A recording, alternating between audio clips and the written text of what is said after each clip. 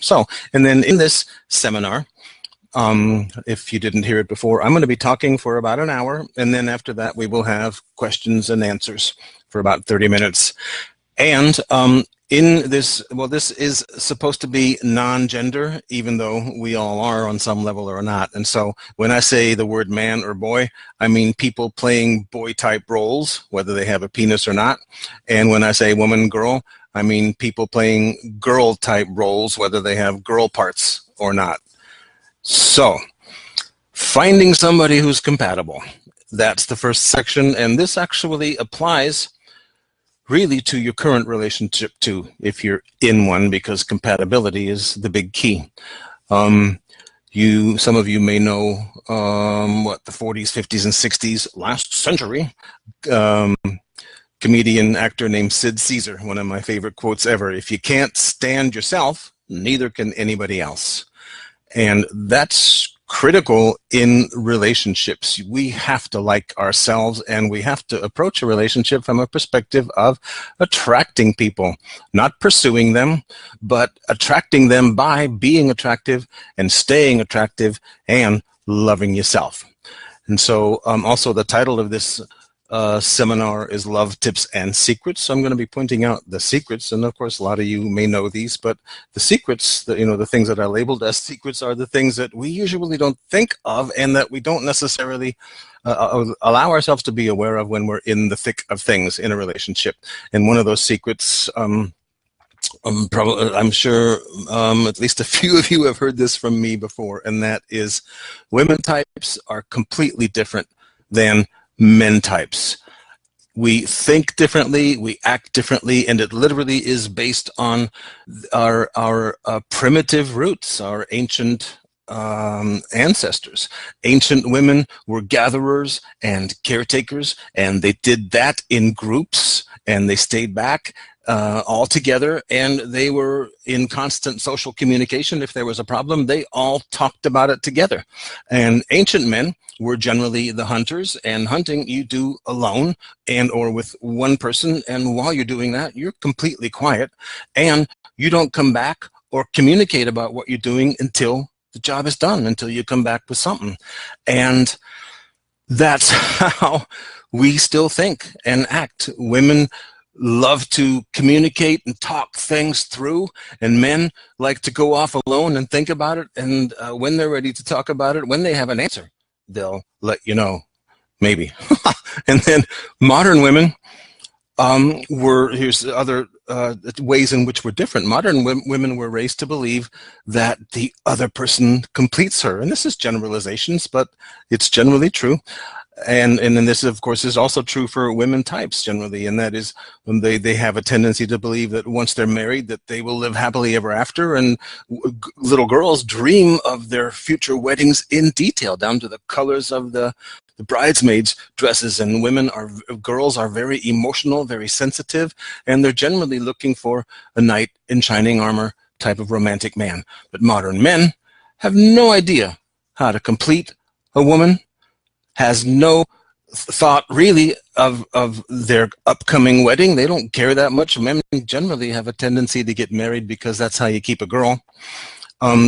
Boys are raised with the concept big boys don't cry, so they suppress their emotions, they suppress their sensitivity, and so they have no emotional maturity and no skills, and they generally have no clue how to be a woman's concept of that knight in shining armor type of romantic man, because they don't teach us that, us boys.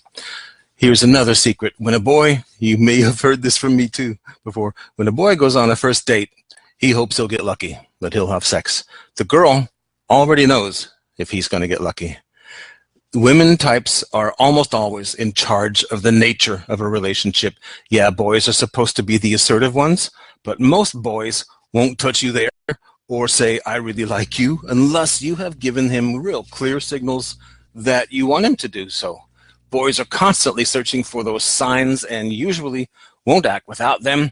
That means, in effect, the girl is in charge of where the relationship goes. And most girls don't really recognize that. They're not aware of the power that they have. They're not aware that they're actually the ones guiding things, because boys are taking their cues from you. Generally, Do not choose a partner who reminds you of either mom or dad or who feels like home. We all tend to do exactly that, but for many of us, maybe even most of us, home sucked, if not completely, then for sure in a lot of ways. At least 85% of us grew up in homes that were emotionally dysfunctional. That's according to surveys, psychological surveys. And so the relationships that we had with mom or dad and the kind of emotional atmosphere that we had at home were really not necessarily things we want to repeat in a love relationship. It's not a formula for a happy relationship, usually. So if it feels like home, question it. Ask yourself if that's actually good. Things feeling like home. Then, when you're meeting people, and then even when you're in a relationship, be positive when you tell people about yourself and be honest. Be aware of what qualities that you really like about yourself, and be truly passionately in love with yourself, or love yourself for these qualities. Then, in terms of being positive about yourself and being honest, yeah, that's good. And this is another one of the secrets, but it's best to maintain some interest in the other person by acting nice but aloof at the same time. And what I mean by that is be interested, genuinely interested, but not too excited. Don't get nervous. Don't care too much about what they think, but always be nice. If you're actually excited by them, don't show your hand. And this is more of a dating tip. Keep things real. Slow down so that you really get to know who this person is. So be mysterious, going along those same lines again. Don't tell them everything about your life or who you are. Make them curious. Make yourself mysteriously interesting, and not just when you're dating, but basically always. You don't really ever want to give your whole power to somebody. And if we don't maintain some sense of mystery, relationships get boring. If we completely know who the other person is and can predict their every move, we'll get bored generally. And then when we have puzzles to figure out, most of us love that. Give me a puzzle to figure out. It piques our interest. And so if you retain or maintain some mysteriousness about yourself, you continually pique the other person's interest. P-I-Q-U-E. I love that word. Peak. So, and then another secret, which most of us end up violating on some level in a relationship because we become so needy. You have to make me happy. So don't ever become needy or show that you are insecure, even if you are, because that gives them all your power and puts you in a place where there's no way that you could be happy, because you literally have told the other person, you have to make me happy. And to combat that, try these things. Be cocky a little bit. Be funny. And just, like a touch arrogant, only because it shows you to be confident and then makes the other person wonder. And I'm not really meaning arrogance, but just a touch. I'll give you an example. Giving somebody a compliment. Especially when you're just dating, don't generally want to be too profuse about, I like you, because then they have your power, and then you also are not particularly interesting and you come across as needy. So if you give somebody a compliment, add a detractor to set up a little bit of uncertainty. Here's an example. You're really handsome or beautiful, whatever the case is, but I'm sure you must hear that all the time, so maybe you even have a fat head about it. And that person will wonder, oh, was that a compliment or was that a criticism, right? And then they're interested in finding out, what do you really think? And so you have piqued their interest. Little tricks like that. Make sure when you're dating, when you're looking for somebody, that your potential partners know that you are selective. It makes them feel good about themselves. Look for partners, potential partners, where your type of partner is likely to be. I'm sure some of you have heard this from me before. Go to places, meetings, things where you actually end up, well, first of all, where the type of people that you're looking for would be, and then where you actually end up interacting with them, connecting on some level, getting to know them. One of my favorites is a class. I took a couple of classes on the Artist's Way books, where you read a chapter and then everybody gets together and talks about their challenges with what was in the chapter from the week before, and people really open up and become vulnerable. That's when you really get to know somebody, not just because they're good looking or have a nice bod. So when you're dating, if you have a difficult time starting conversations and being confident, a lot of us do, maybe even most of us, once again, they only have the power, the level of power, the amount of power that you give them. It's not automatic. So just be confident in yourself, and for instance, ask for a male perspective on any issue that interests you, and actually be interested in the answer. And if you're not interested in the answer, if you're at a party, move on. If you're if you're exchanging emails on a dating site, then you'll probably not write much, if at all. Communication, be aware of that. Most communication is not from words, but it's from your body language and your tone of voice. So when you're out there dating, you don't want to look needy, so you can combat that by standing tall, speak confidently, move slower, and use pauses when you're talking, like I'm doing now, because it makes people listen. They want to know what you're going to say next. Okay, then eye contact. Oh my God, is that important? Maintain it. Feel their heart in your heart. Feel their soul with your eyes, because that's when you really get to know who is this person. If you're interested but they seem unsure, speak to their imagination. Describe romantic scenarios you've seen or imagined, ones with affection and kissing and connection, but see it all happening in your mind as you're speaking. See it happening between them and you, and then see what kind of reactions that you get, of course, without saying anything to them that you're thinking about them. They can tell. When you're dating, if you're at a party, for instance, or on the phone with somebody that you're getting to know, be the one who ends the conversation first. Be the one who says goodbye or who moves on at a party. But do that with love, right? In other words, always be the one who is interesting but never needy.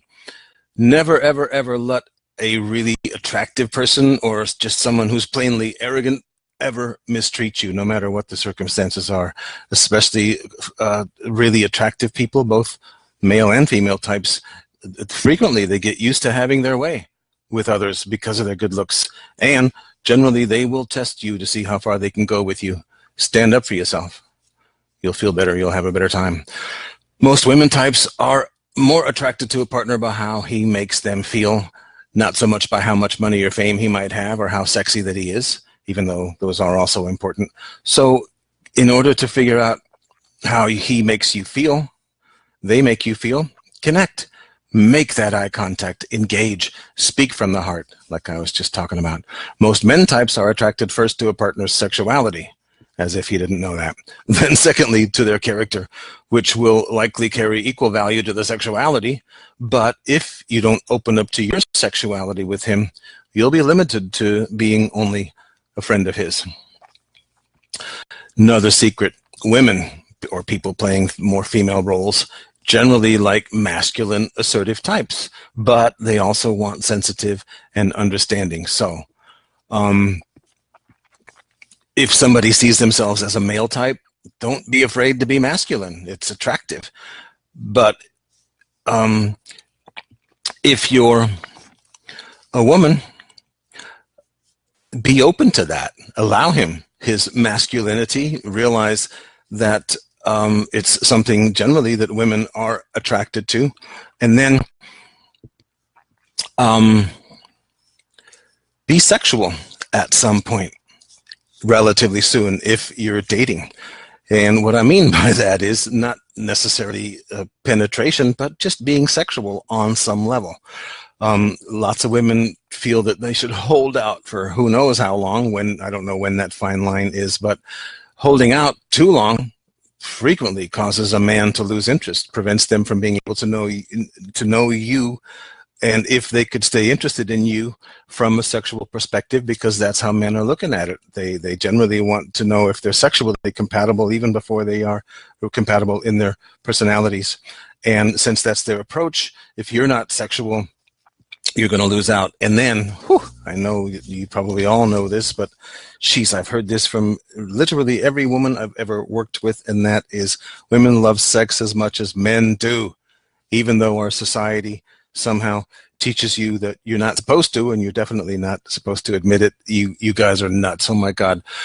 I've been doing this work 14 years. 95% of my clients are women, and before I did this work professionally, I had no idea.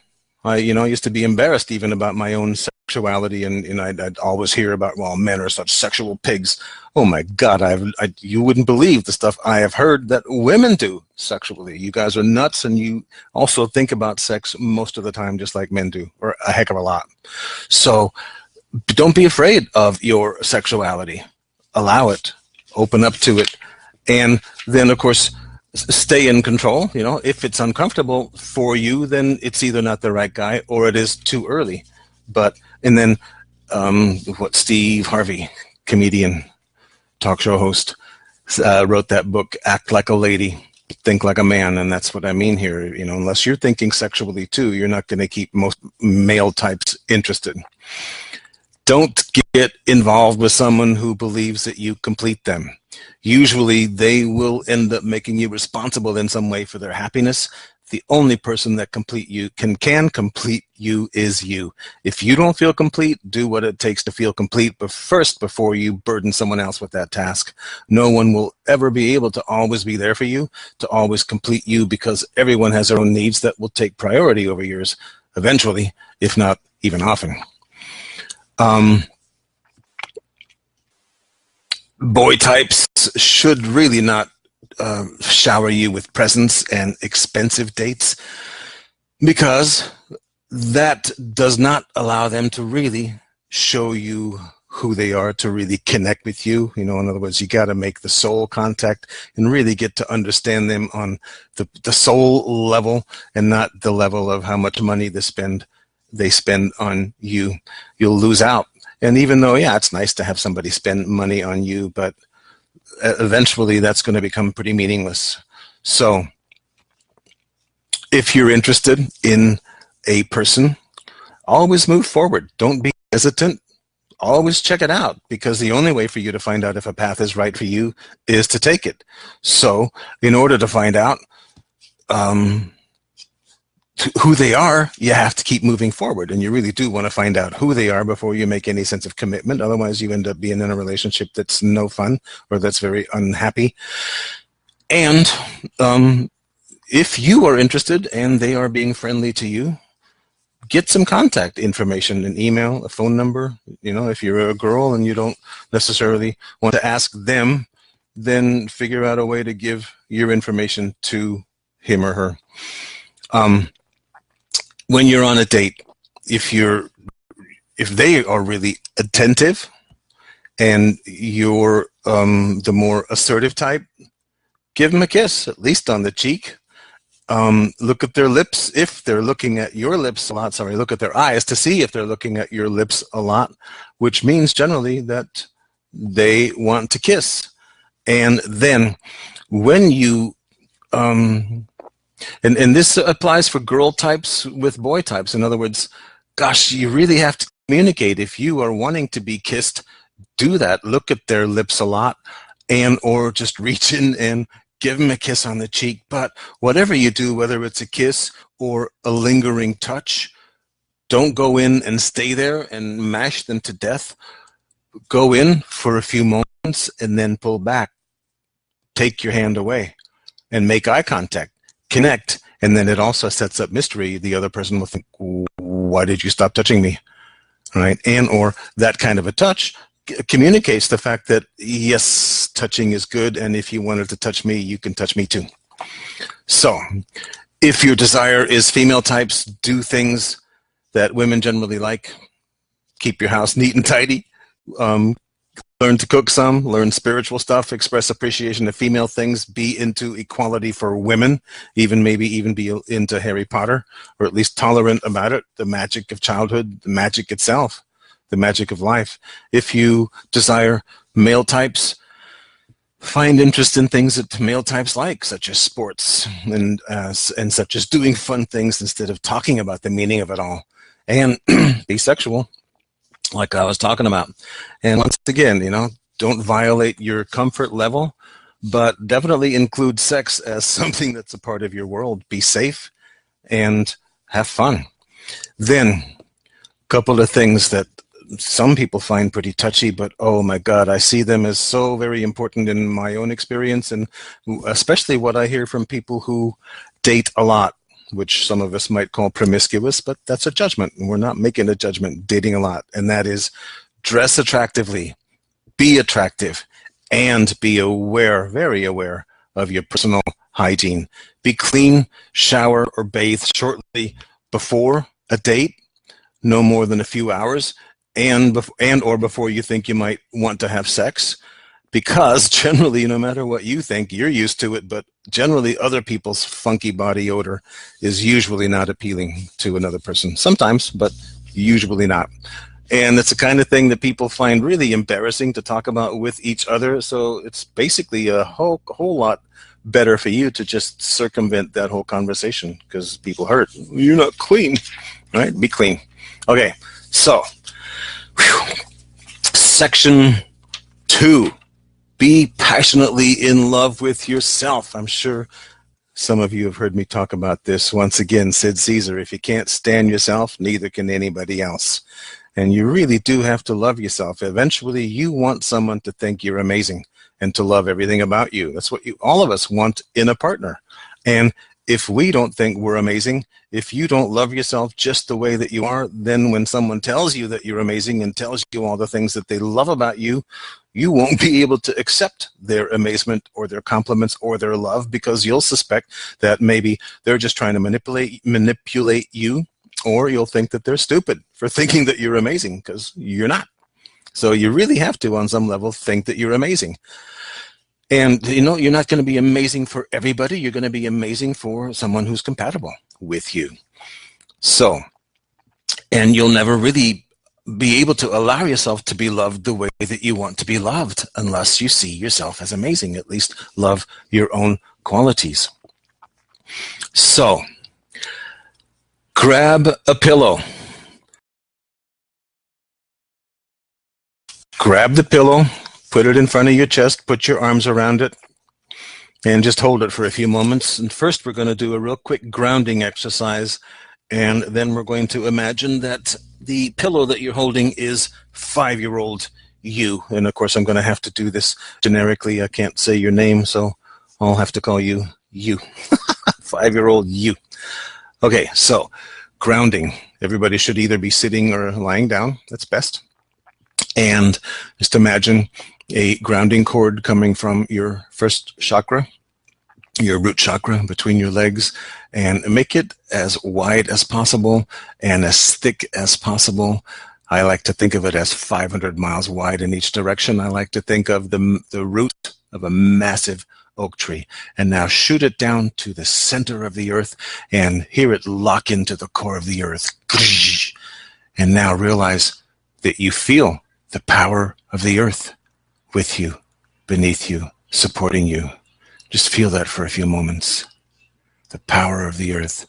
And now imagine that you are being enveloped by a massive sphere of golden white source energy, golden white light. And this light, this energy, is as thick as gel, and it is source energy. It is love, it is power, it is God, it is beauty, it is everything that you ever desired. And now you are completely enveloped by this large sphere, and this sphere is injecting your 3 feet of energy space immediately with this energy, this light that is as thick as gel. And now, so just feel that your 3 feet of energy space in all directions from the center of your body is filled with this energy, this white gold light that is as thick as gel. And feel the heaviness, the density of this beautiful source energy. Just feel it for a moment. Feel how heavy you seem, and yet you're floating and light and euphoric. So feel the density, and now double that density. Make it twice as thick. and feel that power. The floating euphoria, plus there's a heaviness and there's a texture. Now feel that texture and the density and double it again. And now you should be feeling really pretty high and euphoric and connected. So we're going to leave that for a moment, for now I should say, and be aware of the pillow that's in front of your chest. And just imagine that's 5-year-old you. And 5-year-old you, the only thing that she wants is to be loved. He or she, the 5-year-old you, almost all of us never got enough love, and we continue not to get enough love. So hold little 5-year-old you and put your cheek against the top of her head and feel her and feel the love that she wants and her sweet, precious innocence, how beautiful and sweet and powerful that she actually is, and yet how much she just desperately needs to be loved. And tell her now, I love you, and say your name. I love you, little you. Say your name and say it again. I love you. I will always be there for you. And say these things to yourself, at least in your mind, if not in your actual voice. And say, I will always be there for you. You will never be alone again. I love you. You are beautiful, and you are precious, and you are valuable, and you are not wrong. You were right, and everything that you feel is beautiful. And say it again. I love you, little you. I love you. And now for a moment, be little you and feel that power from adult you. Feel that love. Just soak it up. The fact that adult you is there for you. Adult you does love you. Feel that love from her and the power that comes with it. And now, love adult you back. Be little you and love adult you and say, I love you, big you. I love you. I will always be there for you. You will never be alone again. Because I am wise and I am still connected with God, with Goddess, with source energy when I'm 5 years old and younger. I have wisdom for you. I will always be there for you. And now change your perspective once more and be adult you. And you're still holding little you on your lap. And feel that love coming from little you. That sense of appreciation of, oh my God, thank you. Thank you for loving me.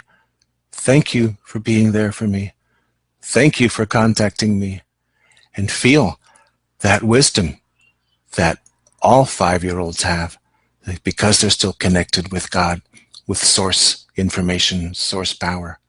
Feel that wisdom and begin a relationship with little you and carry this relationship on. Become best friends with little you, because when you love her, she will become more powerful. When you open your heart to the wisdom that she has to offer, you will become more powerful and you will be more complete and connected. This is how you complete yourself, not with another person. Staying compatible with someone. The next section. Tony Robbins says, do what you did in the beginning of a relationship and there won't be an end. In order to stay compatible, once you've decided to be in a relationship with somebody, be aware of and do every one of the things that you were aware of and did when you were looking for someone who's compatible. That is, be aware of and do everything in the first section that we just talked about when you're looking for somebody. Keep that, maintain that excitement. So, and then we're going to go to the handouts. If you will all look at the handout that is entitled How to Know If Someone Really Loves You. That's what it says at the top. So I'm going to run through this real quickly. And this is important because most of us make that choice of really loving somebody based on not a heck of a lot of information, not a heck of a lot of thought. So how to know? One, do they really open up to you in what they say to you? Do they tell you things that they've never told other people? Do they share their deepest feelings about life as well as about you? Are they comfortable telling you what they're thinking at the moment and these other things? Two, do they say, I love you and really mean it? Be aware of the difference between I love you and love you. Love you is really not much depth. It's almost avoiding the actual feeling. Do they look into your eyes and stay there when they say I love you or look at all? And are they comfortable, and do they seem sincere when they say I love you? And do they say it often enough for you to feel secure? Three, do they give you compliments and show you how important you are to them? Do they show and express verbally genuine appreciation, value your opinions? Do they desire the best for you? Four, do they include you when they talk about their future? Are they comfortable and confident when they talk about your relationship and a future with you? Five, do they tell you that they miss you when you're apart? Do they ignore you when you're apart or away on a trip? Or do they keep in touch? And not necessarily constantly. You still want your sense of freedom to do what you want to do and be who you are. Six, do they want to spend a lot of time with you without smothering you? Do you feel desired and wanted? Do they show you that you are desired and wanted by spending quality time with you? Seven, do they give you the freedom to be yourself? And are they open to you doing things independent of them? And do they give you the space you need? Do they allow you to have your opinions, tastes, desires, whether they agree with you or not? And do they comfortably give you whatever alone time you need? Do they trust you to do things with your friends that may not include your partner? Eight, do they really listen to you with their whole heart, with full attention, with love? Do they allow you to finish your thoughts without interrupting? Do they ask questions that show their interest and concern? All right, technical issues. So I got kicked off for just a moment, and I'm back. So I was on 8. Do they listen to you, or do they have concern for what's important to you? Number 9, do they truly actually understand you and your perspective on life? Do they make you feel heard, safe? Do they make you feel really good about yourself? 10, do they always want the best for you, even if it's not necessarily what they want for themselves? Are they open to you doing things for yourself just because it makes your life better or happier, even if it does nothing for them? Do they celebrate your achievements and how you overcome challenges? 11, are they there for you, supporting you whenever, in whatever way you need, even in the hard times, even when it's not convenient for them? Do you feel like they really have your back? 12, do they do nice things for you just because? Are they thoughtful? Do they notice things you might need and take care of them for you? 13, do they make frequent eye contact and look at you with love and admiration? We talked about eye contact already, but generally if a person is unable to maintain eye contact with you, they're not being honest and they're hiding stuff. And if a person doesn't make some sort of Google eyes with you or at you at least sometimes, then you should question whether or not they're really in love with you. 14, are they lighthearted, happy, full of laughter when they're with you more than their normal levels? In other words, a really shy person isn't going to have a different personality, but they're going to laugh more and be more lighthearted than their usual level. 15, are they able to really be themselves or to be totally comfortable when they're with you, or do they actually often seem defensive or closed off? Do they tell you that that you make them feel very comfortable and safe? Are they at ease when they're around you? And do their hearts seem to be open to you? 16, do they always speak to you with kindness and love? If they don't, they either don't actually love you or they have serious anger management issues. Even if you're a psychologist who would theoretically know how to deal with such people, such behavior, they will never be happy, and neither will you with an unkind person. Not in the long run. 17, do they tell you they feel a strong spiritual connection with you? Feel like you're with them sometimes when you're, even when you're apart? Do they sometimes know your thoughts? Sometimes finish your sentences? This is important because essentially connection equals love, love equals connection. When you feel really connected with a person, even if it's just friendship, you generally always feel some level of love for them. And when you feel some level of love for someone, you generally also always feel a connection with them. So your relationship does not have much of a chance of survival if that person and you don't feel the connection with each other. And then sexuality, 18. Are they sexually compatible with you? Can they be uninhibited sexually with you? Do they seem to feel safe and really loved during sex with you?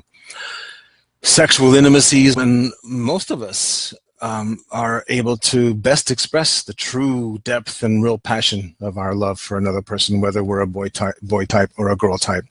And even if you're not compatible, then, if you're not compatible, then you'll not have much sex, or none at all, eventually, as the relationship gets older, and then neither of you is able to really express the beauty of your love for each other.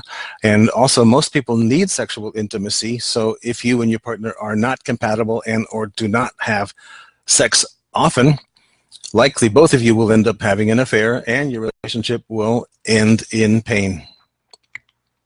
So that test. Now let's open up the other one, how to know if you're in love.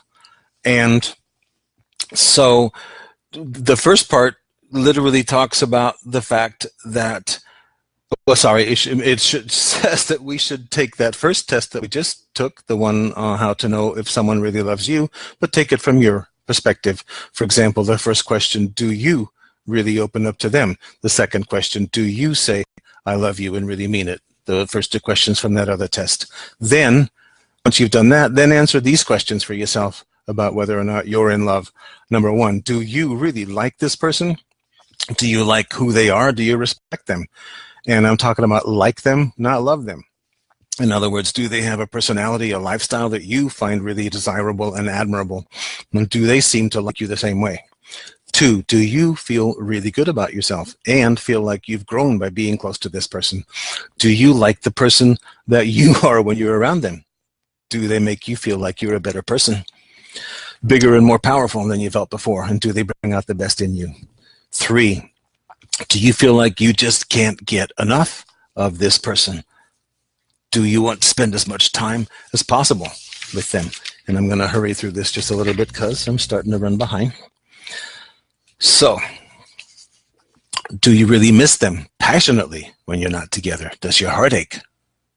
Do you think about them all the time? 5, do you really want your family and friends to meet them? You know, if we're really in love, we're just want to burst, can't want to tell the whole world. We want people to know them and for them to know our people. 6, do you feel a strong spiritual connection? You know, it's the last two are, well, let's look at the bottom of page 2, where it says questions 6 and 7. A repeater from the test, how to know if someone really loves you, because feeling a loving connection to the other person and being sexually compatible with them usually end up being the two most important determining factors about whether a relationship lasts.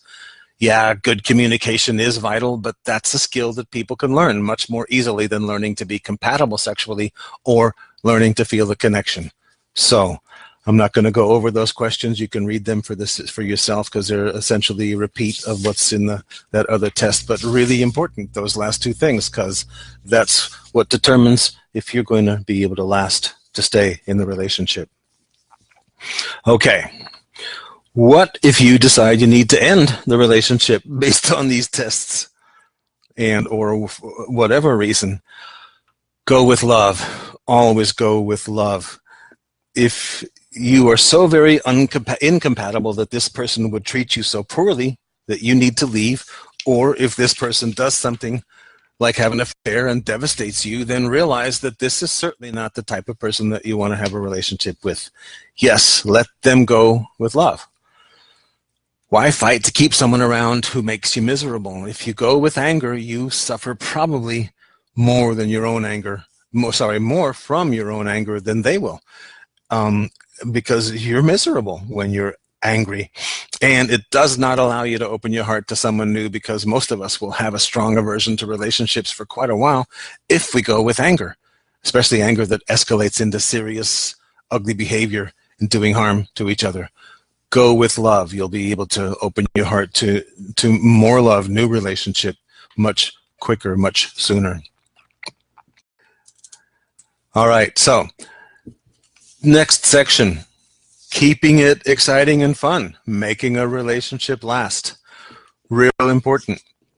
Remember how excited you were about your partner at the beginning, how you loved everything about them, how you constantly expressed your appreciation and adoration about them, for them, about everything. You loved everything about them. You even overlooked all the little things about them that weren't perfect, the things that bothered you a little.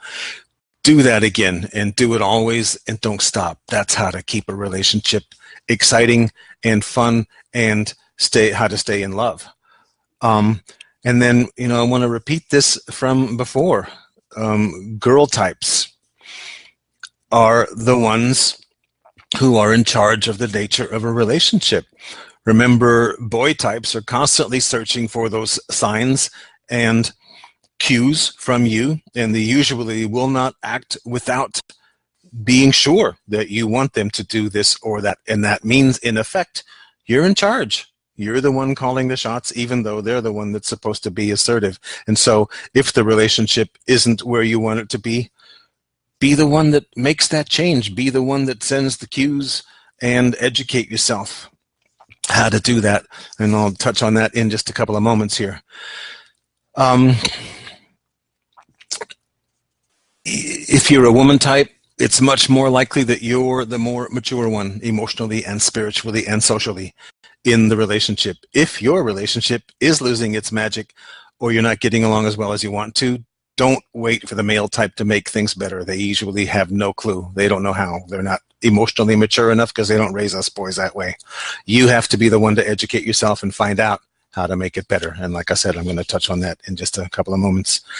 Almost none of us ever got a lesson on how to have a love relationship. Most of us had parents who set really awful examples of how to have a love relationship. Educate yourself, read books, watch videos, take classes on how to communicate and act in a love relationship, so that you get the results that you desire, so that you create the happiness that you want with this person.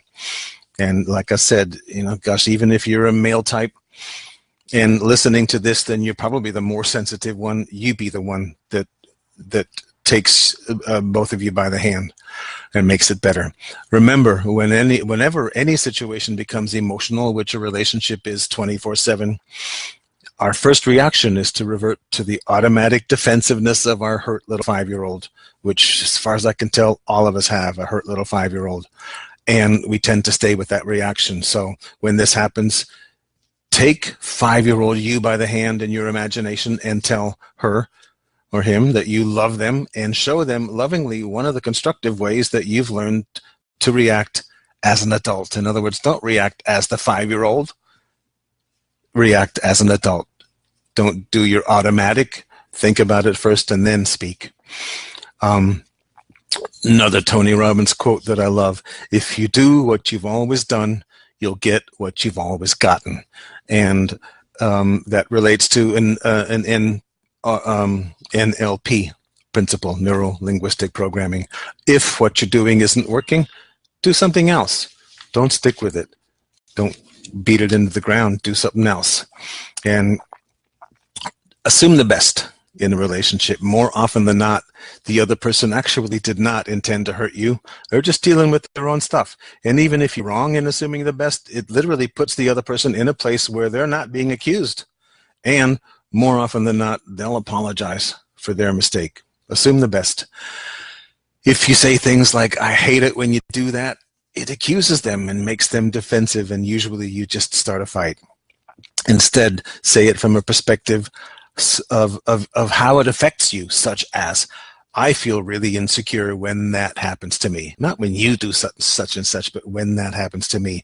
Then the other person generally keeps their heart open because they're not being accused of anything and will usually want to modify their behavior. So, and I already touched on it, educate yourself about communication, about dynamics in a relationship. And there's tons of books out there. Any of them will do. One of my favorites is Why You're Don't Get Lucky, Get Smart. The subtitle is Why Your Love Life Sucks and What You Can Do About It by Alan Cohen. But then also there's another book that just, to me, makes it as simple as possible. It's not actually a relationship, a book about relationships. It's a book about life, and it is the book called The 4 Agreements by Don Miguel Ruiz. If you live by those 4 agreements in a relationship, you will get along, and you will make your relationship beautiful and ever better. The 4 agreements. Number 1, I will be impeccable with my word, means having integrity when you speak, honesty with yourself and with others. 2 of the 4 agreements. Number 2 is I will not take anything personally. The other person is just going through their stuff. Usually they did not mean to hurt you, like I just said a couple of minutes ago. The 3rd agreement, I will not make any assumptions. Like I mentioned also a couple of minutes ago, assume the best. But, if you're going to assume anything, assume the best, but it's best to just not judge. Assumptions are judgments. And usually you're wrong. You usually are, the assumptions that we make. And then, like I mentioned earlier, assume the best. Even if you're wrong, the other person will usually realize that you're giving them credit they're not necessarily due, and they'll say something like, well, I think I did screw up and I'm sorry. Number 4, the 4th agreement, I am going to do my best. You'll be happier. You'll feel great about yourself. You will allow your heart to stay open to receiving all the good stuff if you're constantly doing your best. With everything, with life itself, but specifically in a relationship. So, and then do fun things together as frequently as possible, so that you share your experiences and connect and appreciate and express your desire to be with them. All those things increase your love. But also do fun things by yourself without them. Keep your interests and excitement for life separate from your partner so that you always have things to contribute to the relationship. Tell them, especially show them that you love them, and do it regularly. Don't hold out. If they're not receptive to you saying I love you, then show it. You'll be loved back when you show it. You'll be lonely when you don't. Don't hold back. Don't hold back. Really, it's not worth it. If you love them, say it. If you don't love them, figure out a way to either change that or move on. And then just want to repeat a few things that applied to dating when we were talking about dating, finding somebody who's compatible, that actually really still apply no matter how long you've been with somebody, and that is attract them, don't pursue them. Even if you've been together for 10 or more years, don't require them to be attracted to you. Don't require them to make you happy. Be attractive. Stay attractive. If you're attractive and you stay attractive, then you get the result that you want from them. If you're not attractive, God, why would they want to be open to you? They'll definitely get tired of you. Same thing that I mentioned about dating. If you're into female types, do things women like. Cooking, appreciation of female things, equality for women. If you're into male types, do things, learn to like things that men like. Sports, doing things instead of talking about the meaning of it. And, of course, being sexual. Keep sex alive in your relationship. And stay clean, stay attractive. If you want regular sex, gosh, people tend to take each other for granted. Hygiene. Stay clean, at least a few hours before you think you want to have sex. And then don't let your partner ever mistreat you. Ever. It's not an option. If somebody has that cocky attitude, they get used to having their way. and they will test you. Stand up for yourself, otherwise you end up being really unhappy, and there's no way that you can take your power in a relationship if you find that you did end up choosing a partner who reminds you of either mom or dad, or who feels like home, and that these dynamics are causing you to close your heart to them, to not be happy with them. Then focus instead on all the other wonderful qualities that your partner has that you really love about him or her. All those things that cause you to fall in love, fall in love in the first place. And remember that men and women types, men types, women types, boys, girls, were very, very different. And we communicate completely differently. Remember the ancestral roots. Women were in groups and communicated and talked things through openly and long hours at a time.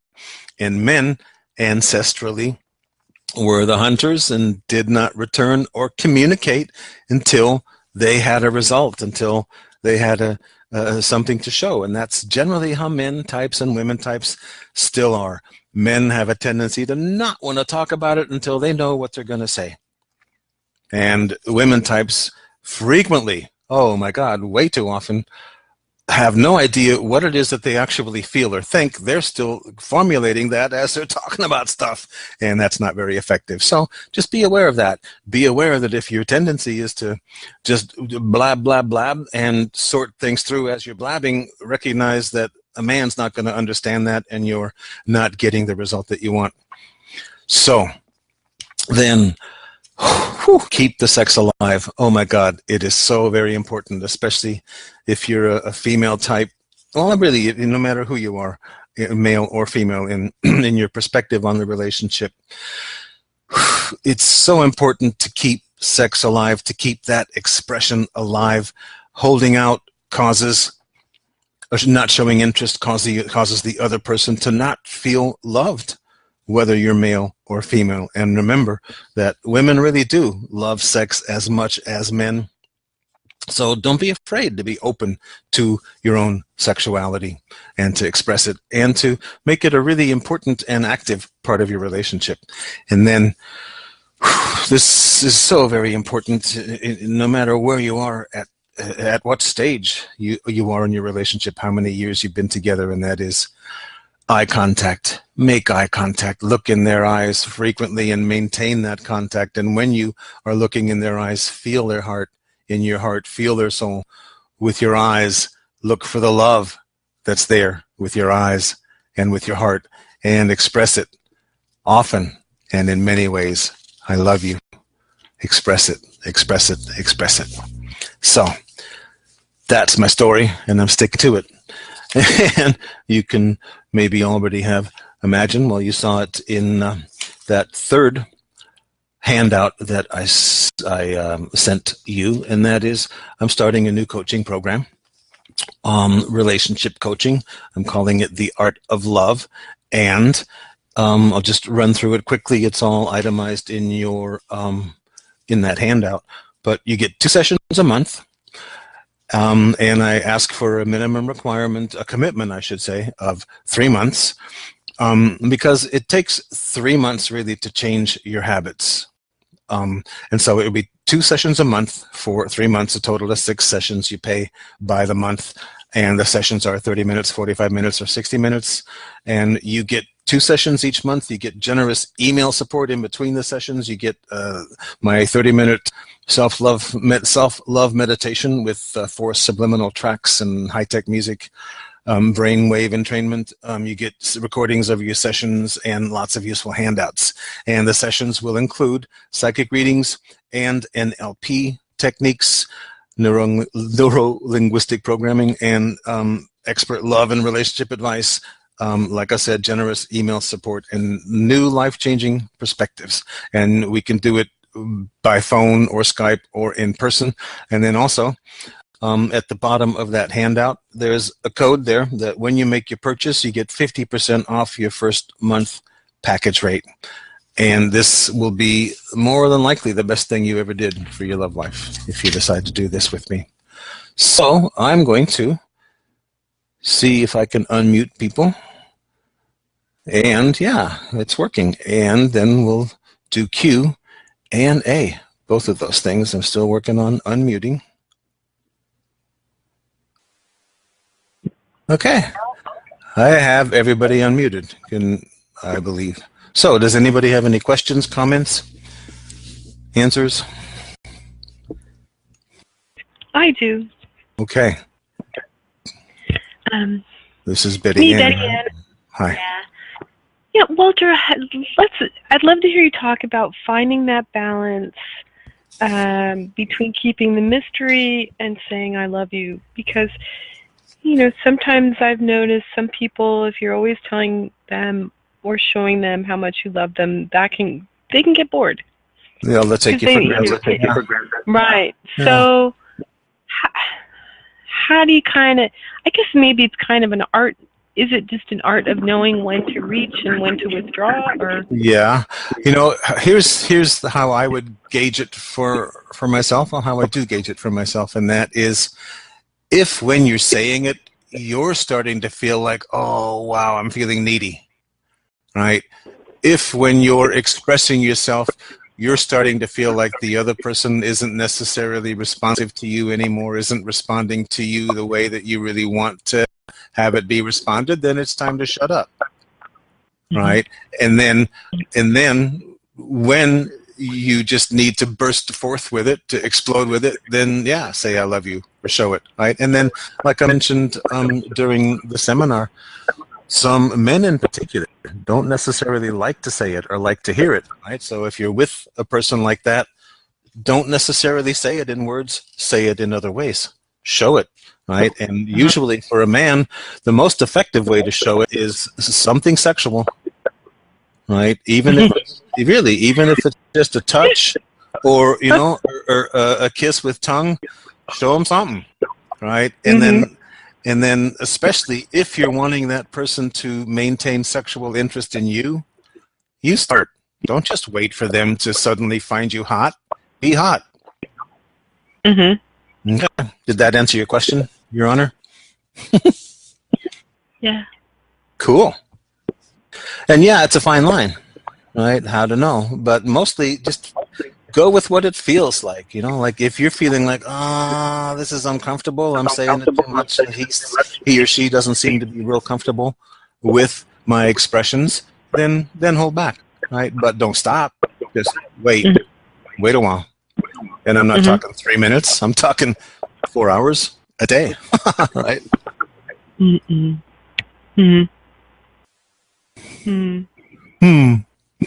don't seem very convinced. No, well, it's been a while since I've been in a relationship, and it's funny that this came across my plate because I'm starting to think, well, maybe I'm ready to, put myself out there and make myself available for something like this. And I was afraid for a while. And I came to the conclusion in myself that, Betsy, you're not ready. You got some work to do. And I listened to that, and I think that fear will always kind of be there. But what do they say? You get to the point that you want something more than you fear it, or you have something to give that you want to give more than you fear it. That you make it happen. Yeah. And I think I'm almost there. So, I for a number of reasons, I came to join you all tonight, and me too. Thanks. Yeah. So, and it's something that maybe I didn't emphasize in the seminar, but to me, it's the most important element in deciding whether or not we're ready and in the success of a relationship, and that is really passionately loving yourself. That's the key. Loving yourself. Loving everything about yourself. Seeing yourself as amazing. Like I did mention in the seminar, if you don't think Betty Ann's amazing, it's going to be almost impossible for you to accept it when somebody else says, oh my God, you're amazing. because you're going to think they're stupid if you don't think you're amazing, right? Or that Right. you're going to think they're manipulating you. So that's Right. the key. And then, here's something free that I can offer you that actually works, and that is on my website. There is a free self-love meditation, and it has theta wave, high-tech music. It's called brainwave entrainment. Theta waves are the energy state that your brain is in, the waves that it's emitting when it's in its most receptive state, which is like when you're hypnotized or right before you fall asleep. And so this music creates that type of brainwave in your brain, and there are 2 subliminal tracks on this meditation, which allow you to really love yourself. And you on my website, you can see what each track says. But if you do that for 30 days straight, and I actually recommend not stopping, right? But usually it takes 30 days to change a habit. Right? So if you do that for 30 days, you will love yourself in ways that you never knew was possible. It's just automatic, and all you have to do is lay there for 15 minutes. There's not actually even anything to listen to, since it's subliminal. All you have to do is lay there for 15 minutes, and you will begin to love Betty Ann and love things about Betty Ann that you never really realized before. Wow, that's beautiful. And then, yeah, you're welcome. And then, if that excites you, don't use it, but get something, right? Get something so that every day you're putting yourself in a place where you find ways and or are exposing yourself to ways of loving Betty Ann more and more. And as long as nobody else has got a question, I don't want to monopolize everything. But that brings me to another. That brings me to another question. I'll shut up for now. And if you want to hear that question later, come on back. No. So yeah, nobody else is speaking. Anybody else have a question? No. So go ahead, Betty. You have a second question? I do. Betty Ann, I just called you Betty. Sorry. Thank you. You're welcome. You're welcome. All right. So, in our journey of learning to love ourselves, because of course when we love, and one of my big lessons in life, anytime I go out in the world to give or to be of service, of course we have to include ourselves in the equation. And, I can't help but notice over the years, and, we were all raised in some sort of dysfunction. And, in hindsight, it took me a long time to learn this, is, I was kind of raised in somewhat of a narcissistic environment. So I've always had this fear of, all right, well, the fear of becoming the narcissist. And all right, so where do we know, where do we get to a point where we know what we're doing is healthy self-love as opposed to narcissism? Good question. Let me just contemplate on that for a couple of moments here.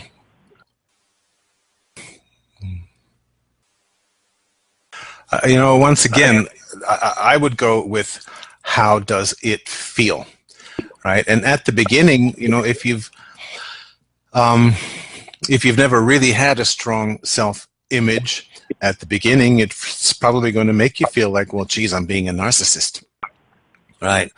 But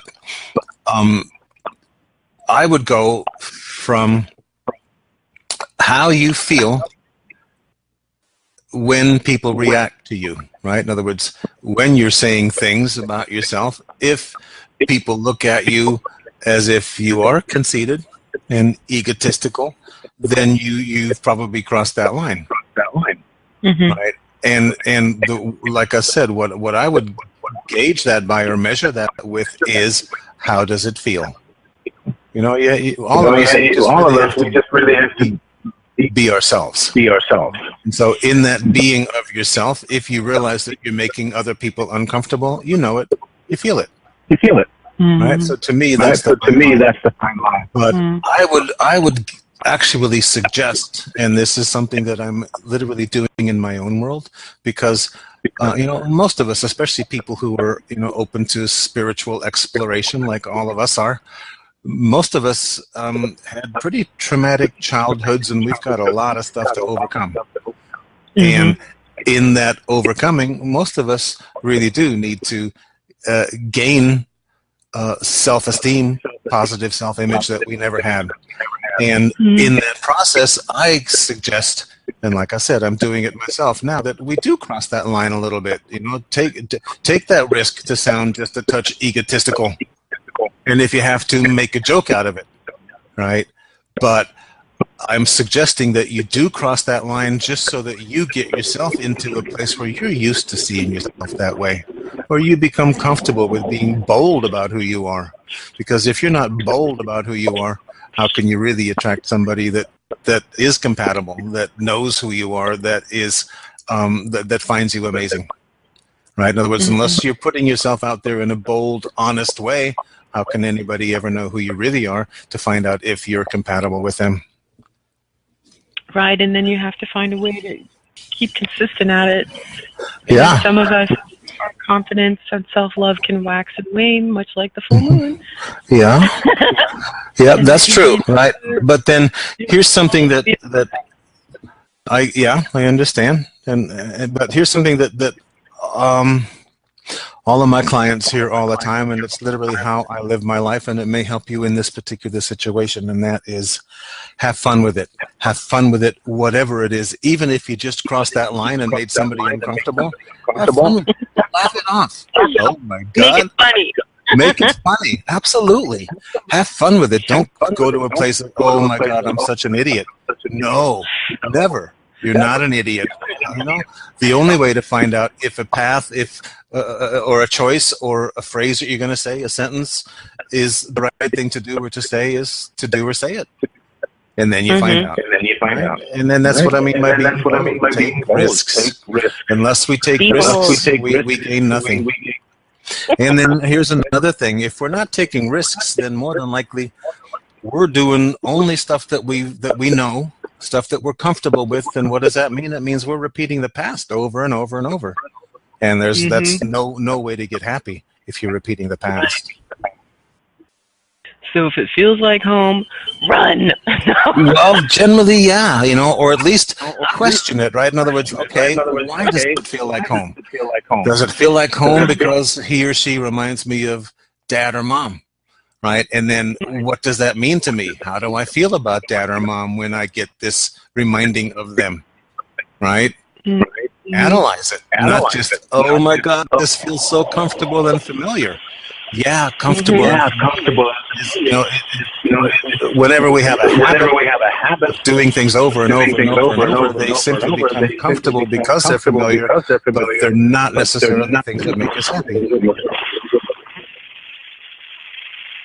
So and then like I also mentioned in the seminar, if you find yourself in a situation where you've chosen a person like that, then see them differently. You know, okay, in a lot of ways he reminds me of dad, right? But in a lot of ways he's completely different than dad, and so look at those things, all those things about him or her that you love that are not like mom or dad. And then, you know, like I mentioned, if you get to a point in a relationship where this just isn't working, please, please, please go with love, you know. And even when you're dating, you know, if you're on a dating site and you realize that, well, this person isn't going to do it for me, don't tell them why they're shitty, why they're not a good match. Simply say, I'm sorry, I don't think we're a good match. And do it with love. Do it with love, always with love, and don't do don't do it with love for the benefit of the other person necessarily. Do it for your own benefit, because the moment we get angry breaking up with somebody, we lose, because it's so hard for us to allow ourselves to be loved after that by somebody else. And we don't like ourselves. When we turn into assholes, right? Yeah. Yeah, I have to say there's one that ended in anger, and it was the most horrible thing I've ever experienced. Or, well, you know, a lot of good came out of it, but it was the most painful thing I ever experienced. And yes, it's true, I have never gone this long without dating. It was that painful. And I'm now in my mid-50s, and all my life, any ending was always very peaceful and loving, except this one. Yeah. Well, Yeah. Whoa. well, now you know. Right? And then, gosh, you seem to have a real peaceful, loving demeanor anyway, right? So for you to get involved in a really heated, ugly thing, that's just not the end. No. Not how you see yourself. No, but it was kind of funny when I finally vented. The first time I told him off was really fun. We were both stunned. That's funny. That's great. There was a long silence of shock. Yeah, that's great. Well, good for you. Okay, everybody else is silent. Does anybody have any questions or comments? And are you still there? Faith, are you still there? Yes, I'm still here. Cool. And Sarah? Sarah, are you still there? No. Whose number ends in 8503? That's Sarah. I'm not sure. Okay. So if Sarah's still there, I can't hear her, and I don't know if Jennifer, are you still there? No. Okay. Well, it's the three of us. It's intimate. Okay. And then Faith, you don't have any questions or comments? Well, basically to echo what Betty Ann asked you, as far as not letting past relationships affect future relationships or even a current relationship, how do you deal with that? Mentally. I suggest, and I'm feeling like the reason that past relationships are bothering you is because they ended up being ugly. They ended in anger and in ugliness. Is that right? Yeah. Okay. And so the way to combat that is to literally see it perspective, right? In other words, why would you still need to be angry when you realize that, oh my God, it was a relief to get rid of that person? Right? And like I mentioned in the seminar, if this person really hurt you, cheated on you, why would you be sad that you're not with them anymore, right? In other words, good riddance. Right, and that's what I mean by simply changing the perspective, and then realizing that, God, this was an asshole, and I don't want to choose that again. Laugh it off. Well, it's not so much of the point of being angry. It's, not allowing the emotional hurt to basically affect how you treat the person that you're currently with, not letting it affect you so much your decision making. Well, I think that I'm understanding, and so what I'm trying to say is, if you are seeing your past relationship from a different perspective, from a light perspective, from a perspective of relieved that we're no longer together, then you don't carry that over into the current one. That makes sense? Yes, it makes perfect sense. Okay. Right, and so it's a matter of defusing the power, or decreasing the power that person's anger has over you. In other words, when a person treats us that way, we feel hurt, right? But we feel hurt because we're giving that person credibility. We're saying, well, that we're giving them, credibility to judge us. And the truth is, they don't really have credibility to judge us because they're not even right for us. They don't know us, they don't understand us, and they're clearly not compatible with us. So why would I care what they think about me? Did that answer your question? Yes, that makes perfect sense. Well, wasn't that good? Right on. Cool. Right on. Anything else? From either of you, any of you? Oh no, you've answered my question. Wonderful. Okay. Yeah. Well, I don't have anything else to contribute, so I'm just going to say thank you. Thank you both, all of you, everybody who listened, everybody who's listening to the recordings later. Thank you so much.